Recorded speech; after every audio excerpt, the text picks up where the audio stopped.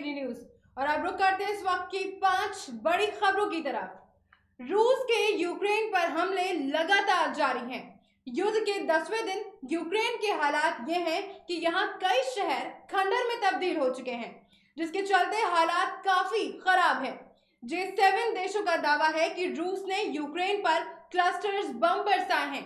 Clusters बम वो वार crime माना जाता है। बता दें कि यूक्रेन के विद्रोही क्षेत्र दिनोस्को में रूसी सैनिकों ने शनिवार को बड़ा हमला कर दिया। जानकारी के मुताबिक पूर्वी यूक्रेन पर ड्रोन से हमला किया गया। यह हमला आयदर बटालियन की पोस्ट पर किया गया। बता दें कि ड्रोन हमले के बाद आयदर बटालियन पोस्ट पूरी तरह से तबाह हो गई है।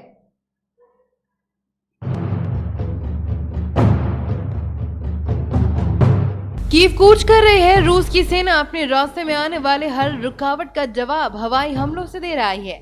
तोप का मुंह हर उस शहर की ओर रखा गया है जहां से रूस की सेना पर गोलीबारी हो रही है। बता दें कि जंग के बीच आज तीसरे दौर की वार्ता भी हो सकती है। उधर यूक्रेन के राष्ट्रपति भवन के सामने रॉकेट से हमला किया गया। वहीं रूसी सेना ने ओडेसा में एक पुल को भी उड़ा दिया। यूक्रेन के विद्रोही क्षेत्र दोनेत्स्क में रूसी सैनिकों ने शनिवार को बड़ा हमला किया। पूर्वी यूक्रेन पर ड्रोन से हमला किया गया। यह हमला आयदर बटालियन की पोस्ट पर हुआ। बता दें कि ड्रोन हमले से आयदर बटालियन पोस्ट पूरी तरह से तबाह हो गई है। यूक्रेन पर रूसी हमले कहर बरपा रहे हैं। वहीं पेंटागन की ओर से दावा किया गया है कि रूस ने 7 दिनों में यूक्रेन में 500 से अधिक मिसाइलें दागी हैं। लिहाजा रूस रोजाना 2 दर्जन घातक मिसाइलों को यूक्रेन पर दाग रहा है। यूक्रेन पर रूसी हमलों का कहर जारी है। रूसी सेना ने यूक्रेन के शहर ओडेसा में एक पुल को भी उड़ा दिया। जंग के बीच रूस और यूक्रेन अब बातचीत की मेज पर है। जंग के 10 दिन हो चुके हैं। 2 दौर की बात हो चुकी है। ऐसे में आज या कल तीसरे दौर की बात भी हो सकती है। जेलेंस्की के ऑफिस में प्रमुख सलाहकार ने कहा कि दोनों देशों के बीच एक बार फिर से वार्ता होगी। यूक्रेन पर रूसी हमले का आज 10वां दिन है। कीव पर कब्जे के लिए रूसी सेना के अटैक लगातार यूक्रेन के अलग अलग शहरों में जारी हैं। इस बीच यूक्रेन को नो फ्लाई जोन घोषित करने से इनकार करने पर राष्ट्रपति जेलेंस्की नाटो पर भड़क गए। उनका कहना है कि पश्चिमी सैन्य गठबंधन ने ऐसा न करने से रूसी हमलों को हरी झंडी दिखा दी है। शुक्रवार को एक वीडियो में जेलेंस्की ने कहा कि ये जानते हुए कि रूस नए हमले करेगा, इसके बावजूद नाटो ने जानबूझकर यूक्रेन के ऊपर उड़ानों को बंद करने का फैसला लिया। नाटो ने यूक्रेनी शहरों और गांवों पर और अधिक रूसी बमबारी के लिए ग्रीन सिग्नल दे दिए हैं। इससे पहले शुक्रवार को नाटो ने रूस की बमबारी को रोकने के लिए नो फ्लाई जोन लागू के लिए यूक्रेन की दलीलों को खारिज कर दिया। हालांकि पश्चिमी देशों ने रूस के राष्ट्रपति व्लादिमीर पुतिन को अपने युद्ध को नहीं रोकने पर नए प्रतिबंधों की चेतावनी भी दी थी। नाटो प्रमुख जेन्स स्टोल्टेनबर्ग ने कहा कि सैन्य गठबंधन यूक्रेन में नो फ्लाई जोन को लागू नहीं कराएगा, क्योंकि इस तरह के कदम से परमाणु हथियारों से लैस रूप के साथ यूरोप में एक बड़ी जंग भड़क जाएगी, जिसमें कई और देश शामिल होंगे और बहुत अधिक मानवीय त्रासदी होगी। रूस और यूक्रेन के बीच युद्ध की वजह से बड़ी संख्या में कंपनियां रूस छोड़ चुकी हैं। बता दें कि इनमें दिग्गज टेक कंपनियों से लेकर डेयरी और होम फर्निशिंग कंपनियां शामिल हैं। रूस में अपने कारोबार की समीक्षा करने वाली और कारोबार समेटने वाली कंपनियों की तादाद लगातार बढ़ रही है।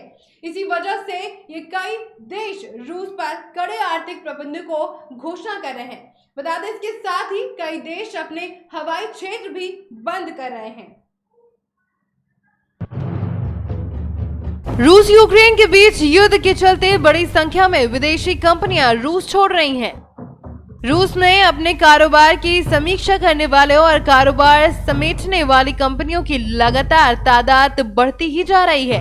इसकी वजह यह है कि कई देश रूस पर कड़े आर्थिक प्रतिबंधों की घोषणा कर रहे हैं। इसके साथ ही कई देश अपने हवाई क्षेत्र बंद कर रहे हैं। रूस में सबसे बड़ा डेयरी बिजनेस चलाने वाली डेनोन ने भी इस देश से अपना कारोबार समेटने की घोषणा की है।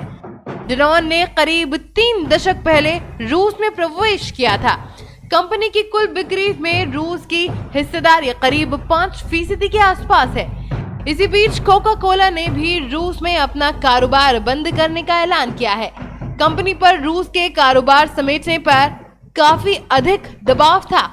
शुक्रवार को नोवो स्टोर चेन ने कोका कोला के साथ अपनी पार्टनरशिप समाप्त करने की घोषणा की। इसकी वजह यह है कि तब तक कोका कोला ने रूस से अपना कारोबार समेटने का ऐलान नहीं किया था। रूस के यूक्रेन पर हमला करने के बाद से ऑपरेशन गंगा के तहत अब तक केंद्र सरकार 11,000 भारतीयों की सुरक्षित वापसी करा चुकी है।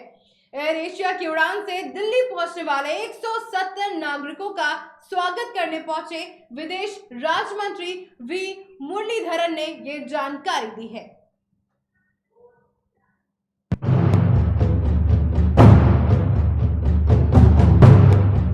विदेश राज्य मंत्री वी मुरलीधरन ने अपने ट्विटर अकाउंट पर भारतीयों की सुरक्षा वापसी को लेकर एक ट्वीट किया। इनमें उन्होंने लिखा, यूक्रेन से अब तक 11,000 भारतीयों को निकाला गया है।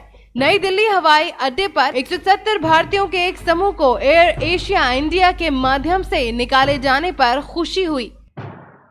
मुरलीधरन के अलावा भारतीय वायुसेना ने भी आज ट्वीट कर जानकारी दी कि ऑपरेशन गंगा के तहत पिछले 24 घंटों में 3 IAF C-17 विमान पोलैंड, रोमानिया और स्लोवाकिया के हवाई क्षेत्रों से निकाले गए 629 भारतीय नागरिकों के साथ हिडन एयरवेज पर लौट आए।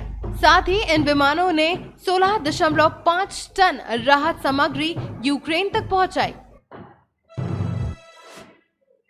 यूक्रेन पर रूसी हमले का आज 10वां दिन है। कीव पर कब्जे के लिए रूस सेना की हमला लगातार यूक्रेन के अलग अलग शहरों में जारी है।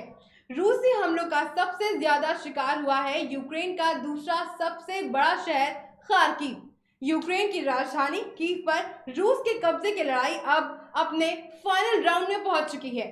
रूस ने दावा किया है कि उसके टैंक और बख्तबंद गाड़ियां कीव में घुस चुकी हैं, जिसका असर कीव में देखने को मिला है, जहां रूसी हमले अब और भी ज्यादा तेज हो गए हैं।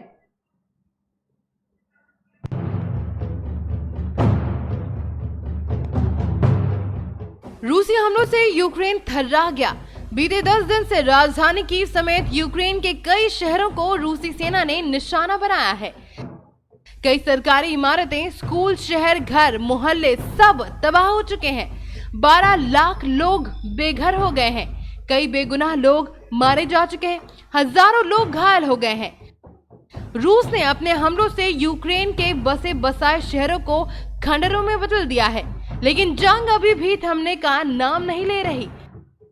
जंग के 10 दिन यूक्रेन के लिए भारी तबाही वाले रहे। कीव पर नियंत्रण की लड़ाई इस युद्ध का अंतिम मोड़ होगी।